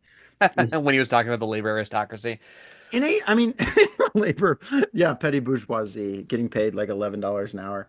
I mean, 1848 was the Communist Manifesto, though, right? 3 years before this. You can see how Karl Marx was like, yo, like these guys that are getting shoved together and made to work so hard are going to realize they don't need their managers at one point. Mm. You can see, especially this like very extractive form of capitalism. Now, I mean, unfortunately, it got a little more complicated and a little more difficult to like and obfuscated. But Starbuck there was considers a lot of killing Ahab at one point. yeah, there was a lot of dissent. Like, I mean, it's kind of like just so much a mirror of our own. Well, I guess it is our world, right? Like no one wants to hunt this whale. I mean, they're yeah, offering to the plume, and like no one wants to hunt this whale. If they could nationalize the ship, They absolutely would, but like they can't or they're not able to, and then they die. Like the lives are wasted. Yeah, I mean, no one wants to hunt the whale and like also like No one wants to hunt the whale anymore. no one wants to do it anymore. I mean, like even hunting whales in general is like this work that's like breaking them down. It's very vicious. Like there's this one scene where they hunt down this blind old whale that like really got me. I want to read from it just to get some more examples. As the boats now closely surrounded him, the whole upper part of his form, with much of it that is ordinarily submerged, was plainly revealed. His eyes, or rather the places where his eyes had been, were beheld as strange mist-grown masses gather in the knot holes of the noblest oak when prostrate. So from the points which the whale's eyes had once occupied, now protruded blind bulbs, horribly pitiable to see. But pity there was none. For all his old age and his one arm and his blind eyes, he must die the death and be murdered in order to light the gay bridals and other merrymakings of men, and also to illuminate the solemn churches that preach unconditional inoffensiveness by all to all. Still rolling in his blood, at last he partially disclosed a strangely discolored bunch of protuberance the size of a bushel low down on the flank. And I won't go into more detail, but they like end up stabbing him in the eye just like to be extra cruel and like squirting like acid blood all over them. It's like a whole really gross scene. There's also like a knowledge of like obviously this isn't like a Save the Whales book, but like it could be a little bit, right? It's not that sometimes. Like there are times where he's like, "Yo, is this messed up that we're killing these things?" Like every now and then they have this moment of like, these are really like noble, smart creatures that are very like conscious and like social and they think and they live a long time. And I think he has this one part where he makes the argument that it is impossible for whales to be hunted to extinction. And I think it's like more him like trying to salvage his own moral or whatever, his own heart than anything, where he says, the whales aren't immortal. Their species absolutely is. They were here before us. They'll be here after us. There's no way we're going to eliminate all the whales in existence. But like the American bison was basically on the verge of extinction, driven to extinction just like 5 minutes ago when this book was written, you know? Like, and lo and behold, yeah, they didn't have the technology at the time to, but like they did drive whales almost to the point of extinction. I mean, whales are still around, but there's a hell of a lot less of them now. And the only reason they exist at all is because we like changed the rules around ship, which I found interesting too. Like they have this like desire to coexist with nature. And like in a lot of ways, they're like kind of elevating Queequeg and the Native Americans and stuff like that. Like people who have societies that were able to kind of coexist and take from nature, but also give to nature and not like destroy it. And this like capitalistic Western European and American style like extraction is like so clearly obliterating whatever they're working with here. Like even in the world of the book, much less what we know now. Um, and I find that to be super interesting too, like the sort of environmental side of things. Even though that's obviously not the focus, it's like hard not to think about that, especially like, 150 years later. No, for real, Like for yeah, real. the sheer cost of everything. Um, Hmm. and just like paralleling back to like our own world, just like how much brutality just goes into every single thing. No, 100%. Like the bits where they're talking about whaling, particularly where they're in the like Straits of Sunda or whatever, and they go through the whale like breeding grounds, right?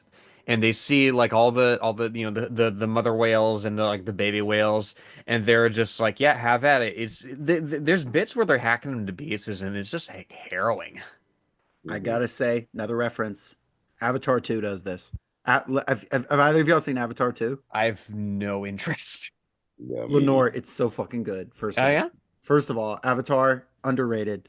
Not underrated financially, but I think people don't get it. It's good as hell. That's another episode. Even though I'll find a book based on Avatar so I can talk about Avatar. But Avatar 2 literally does this scene and has like an Ahab character in it, just like because again, this story is the great American novel, right? Like it's even though James Cameron's Canadian, Hmm. he picked up on the vibes. Well, give it There's a little bit, and Canada might be America. for America. Hey, we read Parable of the Talents last week, and we know how that war went in That's Octavia true. Butler's sci-fi. They fight to a standstill, and we lose Alaska. If you don't get that reference, you have to listen to last week's episode. And then go read Um, that book. and go read the book. Actually, read the book before you listen to the episode. It's better. And I wanted to like kind of to connect it, read one more quote, and this is like towards the end of the book where he's talking about just going through the experience of like the entire process. I mean, he's described it meticulously, how they get the blubber out, how they melt it down. He has this weird like kumbaya moment while he's like rolling out the blubber and like wants to hold hands with his fellow men. Not sure what's up there. Chapter 94, A Squeeze of the Hand. This is the one passage that everybody knows. He has this part where he's just talking about like they're going through another whale and another whale, and he goes, and another whale, and go through the whole weary thing again. Oh, my friends, but this is man killing. Yes, this is life. For hardly have we mortals by long toilings extracted from the world's vast bulk its small but valuable sperm, and then with weary patience cleansed ourselves from its defilements, and learned to live here in clean tabernacles of the soul. Hardly is this done when, there she blows, the ghost is spouted up, and away we sail to fight some other world and go through young life's old routine again. Oh, the metempsychosis. Oh, Pythagoras, that in bright Greece 2,000 years ago did die, so good, so wise, so mild. I sailed with thee along the Peruvian coast last voyage, and foolish as I am, taught thee, a green, simple boy, how to splice a rope. And yeah, there's a cyclical nature to it, right? Doing it over and over. And this is man killing. Like you are going to get worked to the bone, like extracting this whale blubber. With your final end being this like violent confrontation. And he says, this is Pythagoras, right? Pythagorean theorem, cycles, things like that. But also, like, I knew Pythagoras. I knew a kid who had that brain, and I taught him to splice rope. There's like several interesting things happening here. But it's like, I don't know, there's like the labor side of it's very interesting to me, but also like kind of the philosophical side. And like it's one and the same. Now, again, Ishmael is the type of guy that you would have to tell to like he's a little like high on his own supply here of like he's like, you know, first year philosophy student.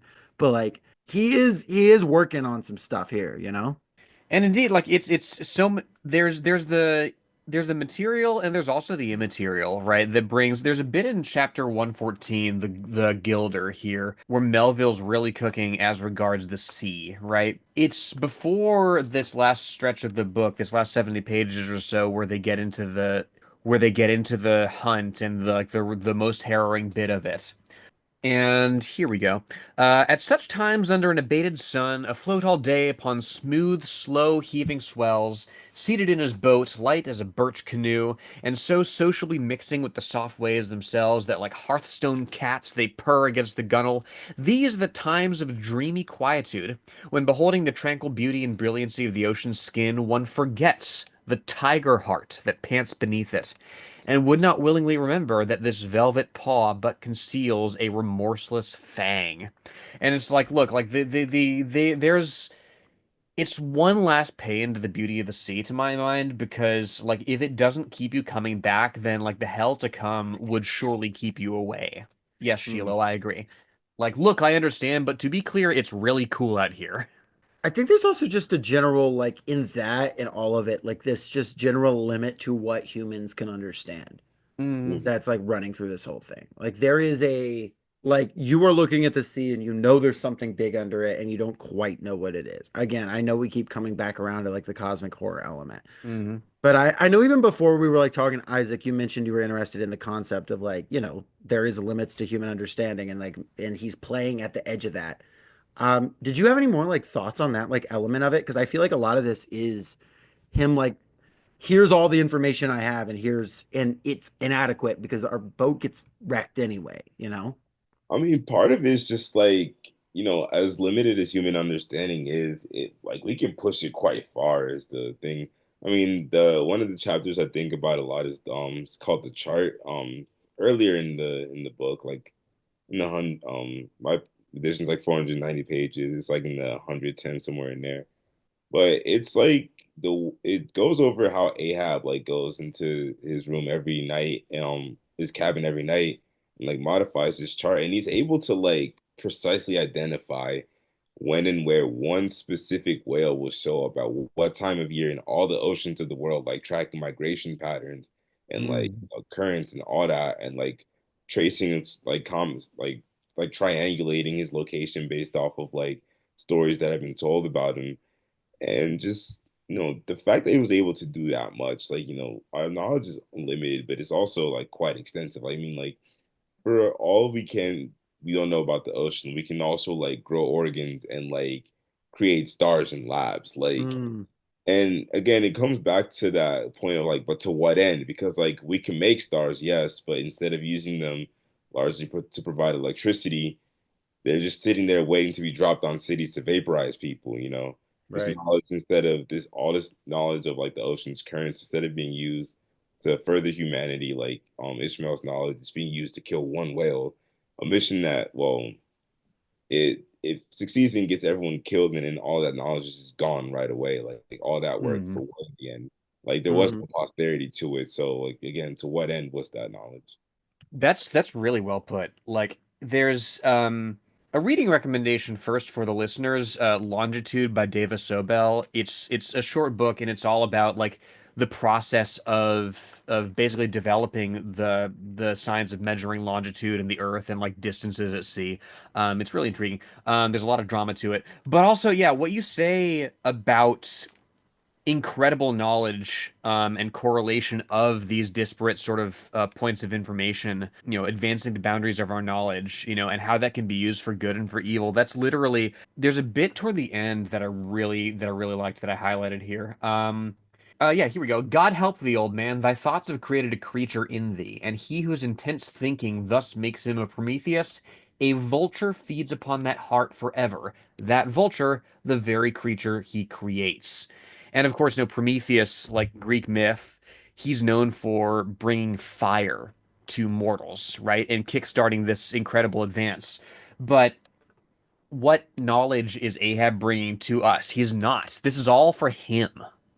And, it's unto feeding on, not even his liver, right? Because in the myth, like Prometheus' liver grows back. Once you lose your heart's gone. Yeah, famously, if you lose your liver, it does grow back. That applies to everybody. Mm, I've grown back my liver like 6 times just the other day. If I was on a whaling ship, I'd have to. I mean, Just for the hell of it, just to pass the time. mhm. So they lock in on Moby Dick. They finally find the white whale after so many warnings, after, Ahab's personal like warrior who is kind of a shaman is basically like tells him these basically does this like Macbeth. He does like we Mhm. read Tolkien and Tolkien did his Macbeth with like no man can kill me. Now we're reading Moby Dick and this is Melville doing his Macbeth with you'll see two like coffins that aren't coffins and you can only be killed by hemp or whatever. One of those Murphy, coffins belongs to Queequeg Mhm. because yes. he gets a fever at one point, but then he literally decides not to die. Yeah, no, he's just built different. He remembers there's something he has to do. It doesn't say what it is, which also is like really sad to me because he presumably doesn't get to do it. Ishmael's the Mm. only survivor. So my thought is whatever Queequeg had to do, that's the better timeline. We are in the dark timeline where Queequeg died. If he had gotten his like task done, we would have established That is the timeline where communism by the Teddy Roosevelt served a third term. by the 20th century, we've established communism. If Queequeg gets to do his what he had in mind, I don't Mhm. know what he was gonna do, but somebody write that. Queequeg's like, wait a second, I figured it out. He goes like, "CZ, the means of production." Yeah, but we have them locking in on the chase. We know it's all gonna end. And you have Ahab just in full madness mode. He's been mode the whole time, but he's here. And you have him. I love this, so I'm going to read it. And this is The Chase, the third day is the name of the chapter, which it's like closing in at the end. Here's food for thought, had Ahab time to think. But Ahab never thinks. He only feels. That tingling's enough for mortal man. To think's audacity. God only has that right and privilege. Thinking is or ought to be a coolness and a calmness, and our poor hearts throb, and our poor brains beat too much for that. And yet I've sometimes thought my brain was very calm, frozen calm. This one old skull cracks so, like a glass in which the contents turn to ice and shiver it. And still this hair is growing now, this moment growing, and the heat must breed it. But no, It's like that sort of common grass that will grow anywhere between the earthy clefts of Greenland ice or Vesuvius lava. How the wild winds blow it, they whip it about me as the torn shreds of split sails lash the tossed ship they cling to. A vile wind that has no doubt blown air this prison corridors and cells and wards of hospitals and ventilated them and now comes blowing hither as innocent fleeces. Out upon it! It's tainted. Were I wind, I'd blow no more on such a wicked, miserable world, right? And of course, that's Ishmael talking, but this is him being not so different than Ahab, realizing this like madness is in sort of every human soul. And you have this one last warning. They're like, "Yo, Ahab, this is your last chance. You can come back even now. It's so clear Moby Dick is gonna wreck us. Like we've already lost round 1 and 2. Do not do this." Ahab blows through it. And when it's like very clear that they're all going to die at once and he sees the second hearse, you have Ahab, and this is, classic, you know, the death is all about to happen. He's about to dart the harpoon, this harpoon he forged. And it says, and this is Ahab talking. I turn my body from the sun. What ho, Tashtego? Let me hear thy hammer. Oh, ye 3 unsurrendered spires of mine, thou uncracked keel and only God bullied hull, thou firm deck and haughty helm and pole pointed prow. Death, glorious ship, must ye then perish and without me? Am I cut off from the last fond pride of meanest shipwreck captains? Oh, lonely death on lonely life. Oh, now I feel my topmost greatness lies in my topmost grief. Ho, ho. From all your furthest bounds pour ye now in, ye bold billows of my whole foregone life, and top this one piled combat of my death. Towards thee I roll, thou all-destroying but unconquering whale. To the last I grapple with thee. From hell's heart I stab at thee. For hate's sake I spit my last breath at thee. Sink all coffins and all hearses to one common pool. And since neither can be mine, let me then tow to pieces while still chasing thee, though tied to thee, thou damned whale. Thus I give up the spear. And that's how he throws the spear and just dies. And presumably kills Moby Dick as well. But, what does it matter? It kills everybody except Ishmael. And then the book wraps. I can't help but think of the Spanish tragedy when I read that last bit because in that play as well, like this is, I mean, neither here nor there, but in that play as well, you see like there's 6 instances where somebody's like thus and then stabs somebody. I mean, it's badass. And, you're imagining it. And it's like him, like in a frozen moment of time, holding this spear that's literally lightning and blood forged. Like this is a, like, I don't know, like a fucking like Elden Ring or some shit. Like he's standing there, there's like fire storming around him, and he's like in water. And, he's just this moment where he gets to say his monologue and drive it home. And there's also something like it's interesting because he dies, but he does kind of get what he wants. He gets to strike Moby Dick with presumably the fatal blow. He gets to have that grand moment that he's dreamed of. Like Ahab ultimately, I'm not gonna. I think y'all disagree. I think Ahab wins. Like everyone loses because Ahab wins. It's a bad thing that Ahab wins, but I think Ahab wins. What do y'all It think? reminds me of like the ending of Uncut Gems. If y'all have seen that, Mm, yeah, when they kill Adam Sandler, right? Sorry, spoilers. But it's all right. It's been yeah, out for a minute. when they kill Adam Sandler, like right when his bet hits, and it's like that for a gambler, like that's the ultimate euphoria, right? Like hit the biggest jackpot of his life and then just dies right after. Like it couldn't have gone. Always gonna be downhill from there. Like he didn't even have time for like the regret to set in. Like Ahab specifically didn't have time for like that feeling of emptiness. Like, oh, what do I do now? Like no, he just got his revenge and went out immediately. And like theoretically, what was he going to do? Ahab's said over the last 40 years, collectively, he's spent less than 3 years on dry land. Mm. He's got a wife and kid, and he's like Mhm. he said, poor girl, she's like widowed with her husband still alive. Well, now Mhm. she's properly widowed, and maybe she can get some check or something. Mm. Like, but like, what was he going to do? This was his, but the tragedy is not so much Ahab, who from the beginning we've seen as this like freak. Maybe it'd be a tragedy if we knew him before, but the tragedy is all these lives around him that he's destroyed, all these characters that we like or we hate or we have all these feelings about, no matter what we feel about. We've got this ship's cook who's 90 years old and is like throwing and was like made to give a sermon to sharks. You've got this kid Pip who has like seen the great ones of the deep and like can tell you ancient knowledge. You've got these like captains who are kind of annoying or like mates, but they're kind of annoying, but like they've got wives and kids at home. You've got these like badass warriors. You've got Queequeg who literally like stands to inherit like a throne and he's like planning and has something he wants to do and we don't know what it is. And the Yeah, only person who survives is Ishmael. yeah, it was capitalism, really. Like, Yeah.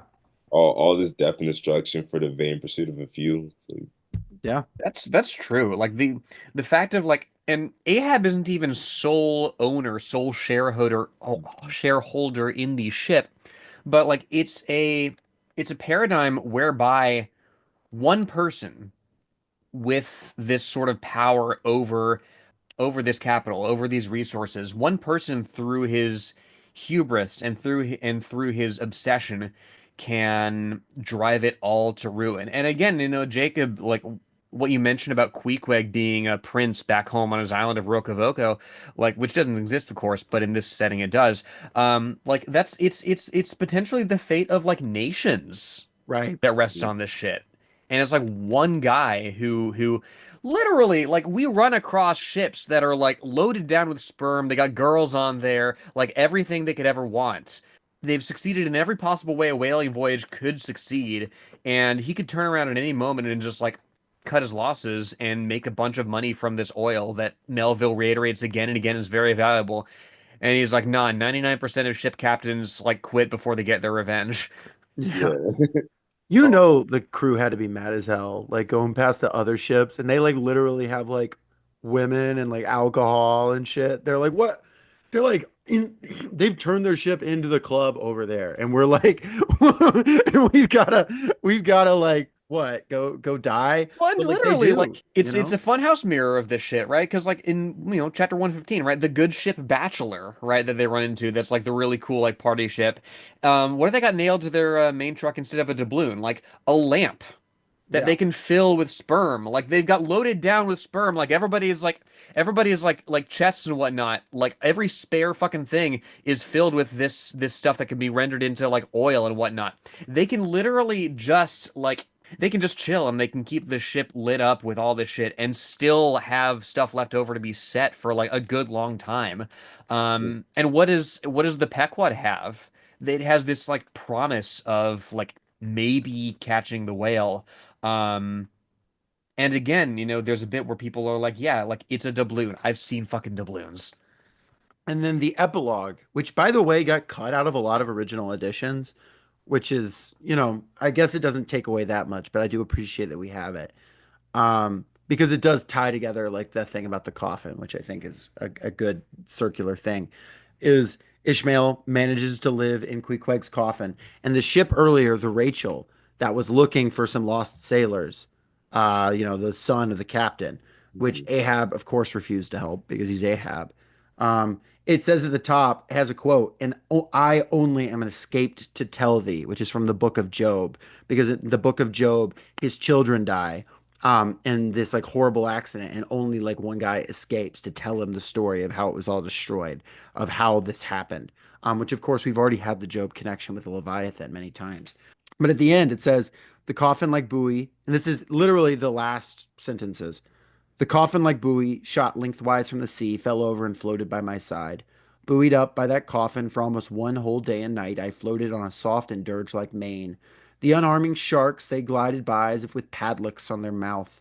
The savage sea hawks sailed with sheathed beaks. On the second day, a sail drew nearer, and picked me up at last.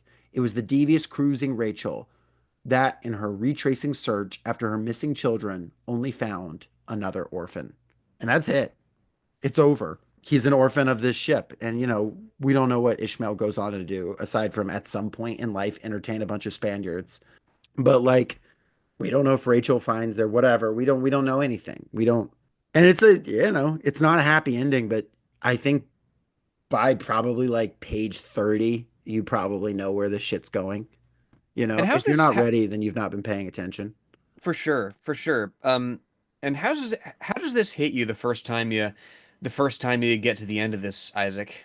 like I said, I got here from Blood Meridian, so I was kind of already that like they all die at the end. It was already kind of and I think it's kind of interesting where in both cases you have like this repository of knowledge that survives. In Blood Meridian you have the judge, in this you have Ishmael, but like, in Blood Meridian it's the evil one that lives, and Yeah. I think that that says so much about like specifically that time period. I think the corruption of that story making the judge live like speaks to just like how evil the old west is compared to how it was presented. Yeah, I think the difference there, obviously the judge is like this, and we talk about it a lot on our Blood Meridian episode, but is like this specter of imperialism, right? Is this like basically avatar of the savagery of colonialism, Mhm. rather. Whereas Ishmael is just a guy. He is a type of guy who is able to record because he is, a teacher. He is spent a lot of time thinking and writing and whatnot. So he is the right guy to tell their story.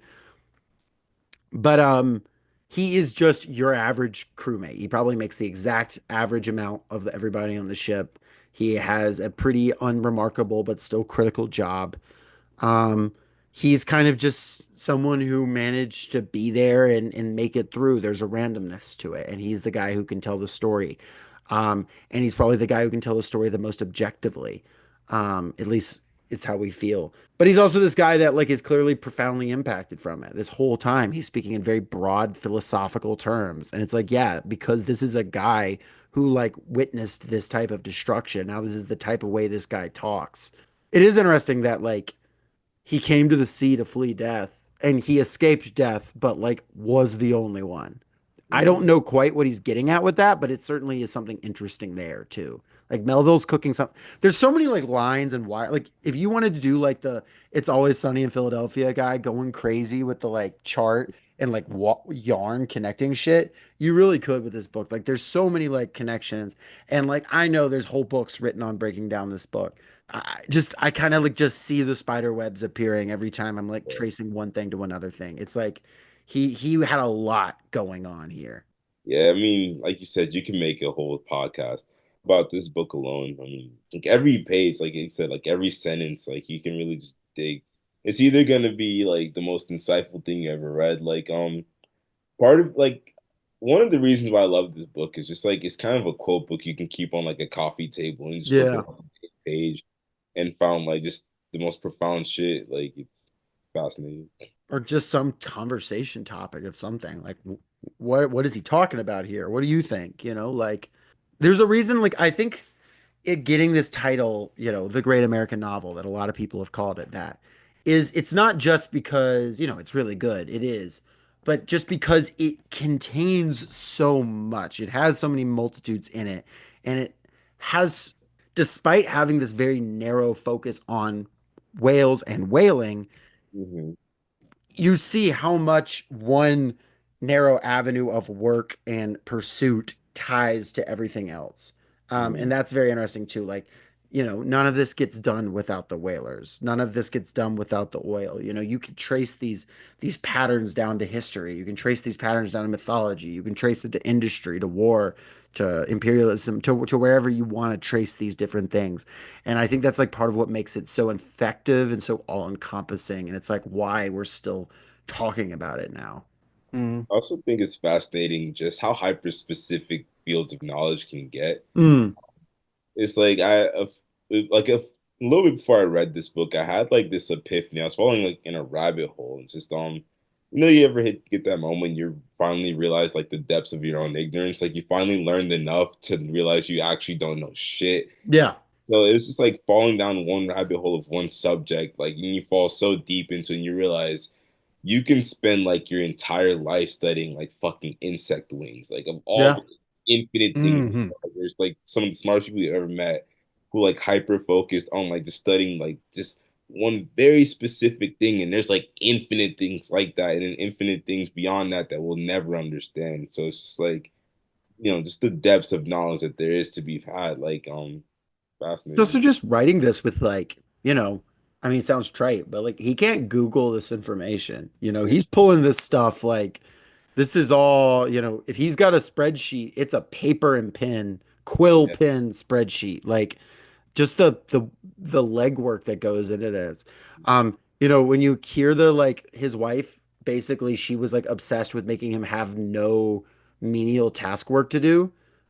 Because she said he needed all the time. Maybe he was lazy around the house. I don't know. But also like I can see what she's saying about like he needed the time. This was probably because not just the time for the pros, but the time for the detail. Doing the detail yeah. now with the internet would be hard, but like with what he had to work with, holy cow.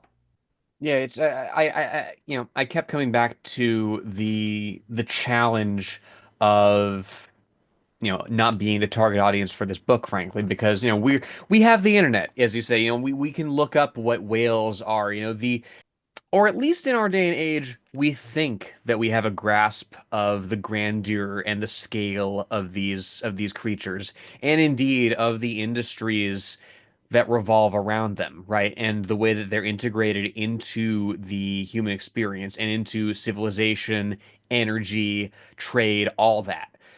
And we really don't. We have a different perspective on it, certainly. We have more information at our fingertips, but not necessarily that ability to correlate it.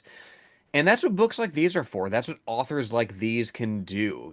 They can they're overeducated and they can sit down and just cook for 500 pages and make something that, the actor, Ladia Marua, I think that's how I pronounce his name, who played Hamlet, a couple of years back, said that, like, yeah, this is about everything, right? The whole human condition and the whole human experience you can see in this. Isaac, what you said about this being the perfect coffee table book, not just an art book that you can just pick up and look at, but something that like you can flip to a random page and literally just shoot the shit with somebody about for like a whole afternoon. Hmm. Speaking of shooting the shit, Isaac, we've really appreciated having you on. You have any final thoughts here before we wrap this thing up? Read it. It's a whale of a tale. Whale of a tale. Isaac, do you have anything to plug? You have a Substack. Like I said, we're going to link it. And I think we're going to try and maybe get some of your writing on the shelf sometime soon. Our blog, for lack of a better term, that is only slowly kind of starting to get filled out. But yeah, is there anything you want to plug or talk about before you hop off here?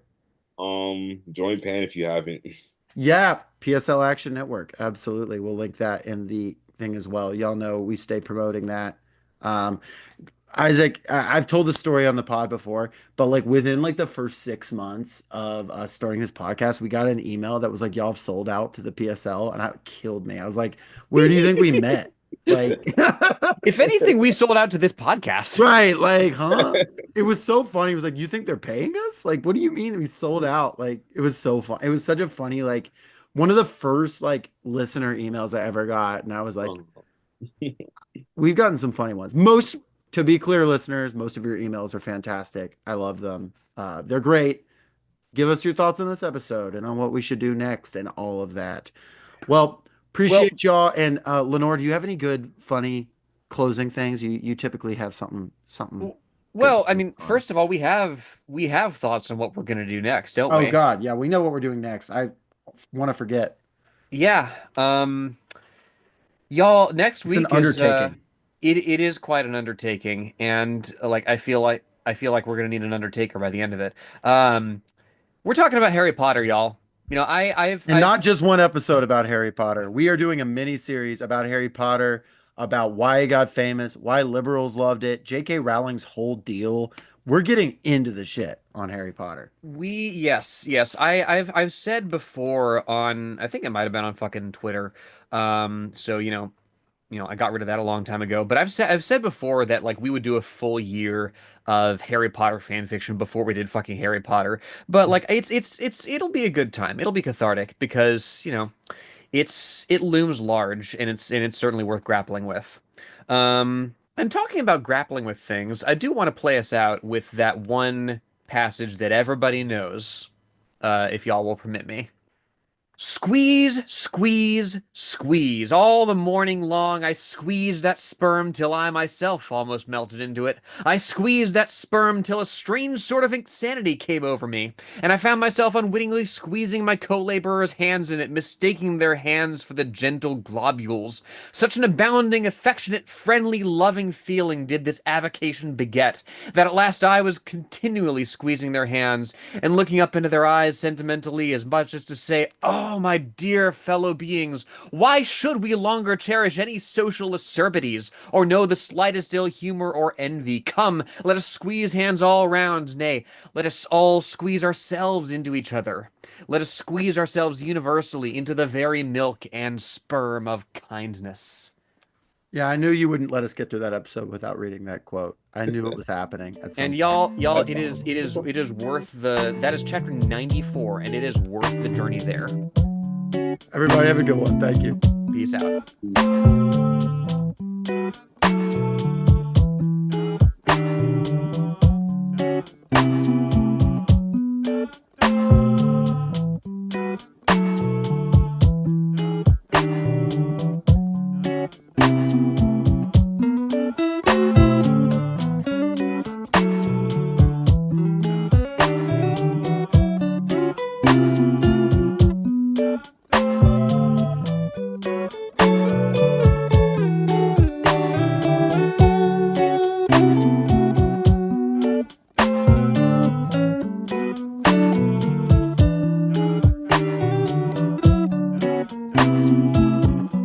Thank you for listening to Socialist Shelf Radio.